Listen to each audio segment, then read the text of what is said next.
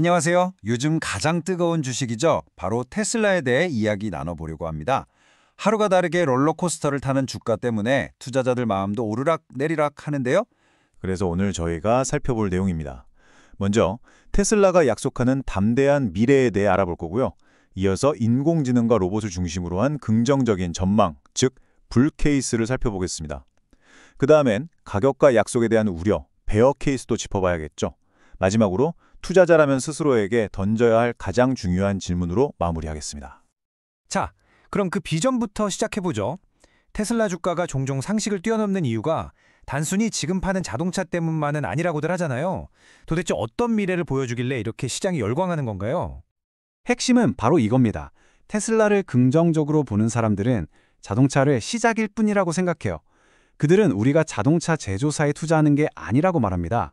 노동시장부터 운송까지 여러 산업을 장악할 준비가 된 수직 계열화된 인공지능 및 로봇공학 회사에 투자하는 거라는 거죠. 자동차는 그 거대한 계획의 첫걸음에 불과하고요. 월스트리트 분석가들이 테슬라의 기업 가치를 수조 달러까지 예측하게 만든 그 구체적인 기술들이 뭔지 좀 더 자세히 들여다보죠. 한 주간의 핫한 뉴스, 애널리스트 보고서, 엑스포스팅 그리고 각종 유튜브를 AI로 정리 분석하고 전문가의 사실 확인과 검증 과정을 거쳐 노트북 LM으로 직관적이고 명확하게 전달합니다. 성공 투자의 길잡이 리치투게더 TV 지금 구독하세요. 첫 번째는 바로 테슬라의 인간형 로봇 옵티머스입니다. 그런데 여기서 중요한 건 이 로봇이 뭘 할 수 있느냐보다 가격이 얼마냐는 거예요. 업계 전체를 놀라게 한 목표 가격이 바로 이겁니다. 2만 달러. 우리 돈으로 약 2,700만 원 정도죠. 만약 이게 현실이 된다면 전 세계 노동시장의 판도를 완전히 바꿀 수 있는 가격입니다. 아니, 2만 달러면 로봇치고는 정말 저렴하게 들리는데요? 보스턴 다이내믹스 같은 경쟁사들의 로봇은 10만 달러, 즉 1억 원이 훌쩍 넘거든요. 테슬라는 2만에서 3만 달러라는 파격적인 가격으로 로봇을 비싼 자산에서 사용 가능한 운영 비용으로 바꾸려는 겁니다. 마치 개인 제트기를 사는 것과 매달 소프트웨어 구독료를 내는 것의 차이랄까요? 로봇 다음은 역시 로봇택시군요. 하지만 이게 현실이 되려면 갈 길이 꽤 멀어 보이는데요. 네, 맞습니다. 이 로드맵을 보면 먼저 새로운 완전 자율주행 소프트웨어를 출시해야 하고요. 가장 큰 관문은 AI가 인간보다 훨씬 안전하다는 걸 증명해서 규제 당국의 승인을 받는 겁니다. 이 거대한 허들을 넘어야만 비로소 네트워크를 확장하고 진정한 자율주행 차량을 대규모로 운영할 수 있게 되는 거죠. 만약 이 모든 걸 성공시킨다면 그 보상은 얼마나 클까요? 저명한 분석가 댄 아이브스는 직설적으로 말합니다. 그는 인공지능과 자율주행 사업만으로도 자동차 사업을 제외하고도 테슬라의 가치가 최소 1조 달러에 이를 것이라고 봐요. 바로 이 엄청난 잠재력이 투자자들을 그토록 흥분시키는 겁니다.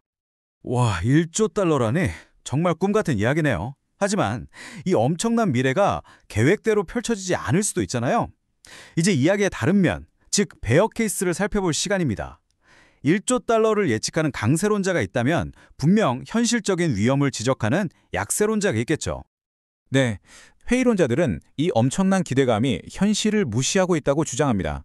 테슬라의 현재 사업을 자세히 들여다보면 그 미래 비전에 몇 가지 심각한 균열이 보이기 시작하거든요. 우선 핵심 사업인 자동차 판매부터 보죠.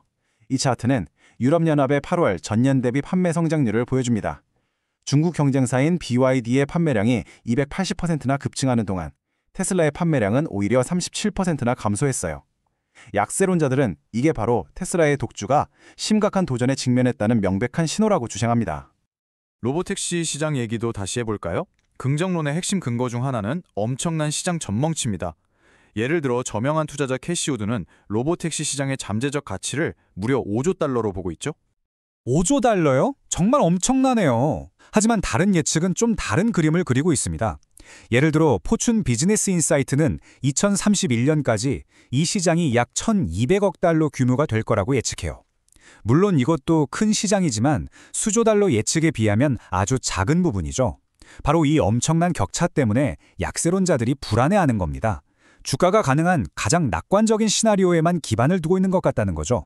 여기서 고평가라는 말이 나오는데요. 주가 수익 비율, 즉 PE 비율을 보면 주가를 회사의 실제 수익과 비교하는 건데요. 보시다시피 테슬라의 PE 비율은 166에서 250 사이, 즉 세 자릿수에 달할 때가 많습니다. 이건 투자자들이 미래의 폭발적인 성장에 돈을 걸고 엄청난 프리미엄을 지불하고 있다는 뜻이에요. 만약 그 성장이 현실화되지 않으면 주가는 크게 떨어질 수 있습니다. 그렇군요. 정리해보면 약세론자들이 지적하는 핵심 위험은 결국 이런 것들이네요. 주가는 이미 완벽한 실행을 가정한 높은 수준이고 완전 자율주행처럼 약속했던 계획들은 거의 10년째 곧 된다고만 하고 있죠. 그 사이 경쟁자들이 무섭게 따라오고 있고요. 자, 이제 마무리할 시간입니다. 하늘을 찌르듯한 희망과 신박한 현실적 난관들을 모두 살펴봤는데요.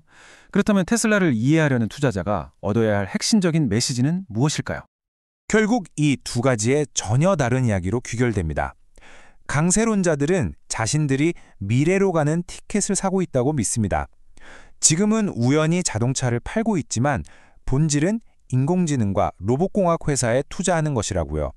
반면 약세론자들은 혁신적이긴 하지만 근본적으로 고평가된 자동차 회사를 보고 있습니다. 폭발적인 성장의 시대는 이미 지났을지도 모른다고 생각하는 거죠. 그렇군요. 결국 모든 투자자에게 남는 질문은 이것이겠네요. 당신은 현실 세계의 모든 경쟁에 직면한 오늘의 자동차 회사에 투자하고 있습니까? 아니면 엄청난 약속과 불확실성을 모두 가진 미래 로봇 회사에 투자하고 있습니까? 이 질문에 대한 당신의 답이 모든 것을 결정할 겁니다. 오늘 함께해 주셔서 감사합니다.